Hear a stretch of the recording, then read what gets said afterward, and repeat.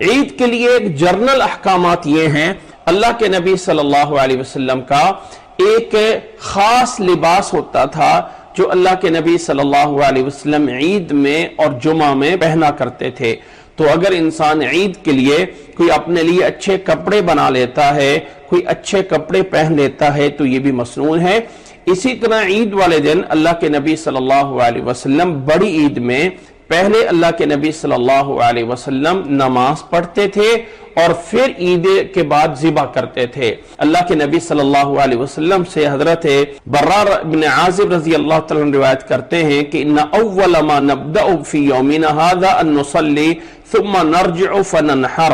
اللہ کے نبی صلی اللہ علیہ وسلم عید والے دن پہلے نماز پڑھتے اور پھر اس کے بعد قربانی کرتے تھے۔ اللہ کے نبی صلی اللہ علیہ وسلم چھوٹی عید والے دن، چھوٹی عید کو عید کی نماز میں جانے کے لیے کچھ کھجوریں کھا کے جاتے تھے، کوئی چیز کھا کے جاتے تھے، اور بڑی عید کو اللہ کے نبی صلی اللہ علیہ وسلم کچھ نہیں کھاتے تھے، یہاں تک کہ عید کی نماز پڑھ کے آ کے جانور ذبح کرتے اور اس جانور میں سے اللہ کے نبی صلی اللہ علیہ وسلم اپنے لیے کھاتے تھے۔ عید والے دن کوئی روزہ نہیں ہے، کوئی روزہ نہیں ہے۔ کچھ لوگ سمجھتے ہیں کہ عید والے دن روزہ ہوتا ہے اور اس کے لیے باقاعدہ سحری کھاتے ہیں اور اس روزے کو جا کے ہم نے عید کا گوشت کھا کے افطار کرنا ہوتا ہے۔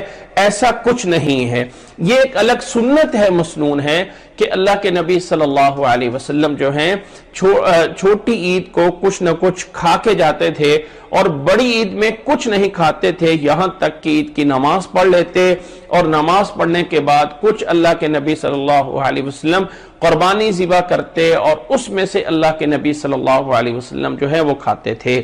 تو یہ روزہ نہیں ہے۔ اگر انسان کو ضرورت پڑ جائے، بھوک لگی ہو، تو وہ عید سے پہلے کچھ کھا سکتا ہے، یعنی ایسا نہیں ہے کہ یہ نبی صلی اللہ علیہ وسلم کی طرف سے لازم کیا گیا ہے، یہ آرڈر دیا گیا ہے، ایسا نہیں ہے۔ اللہ تعالیٰ میں سمجھنے کی توفیق عطا فرمائے۔ وآخر دعوانا ان الحمد للہ رب العالمین۔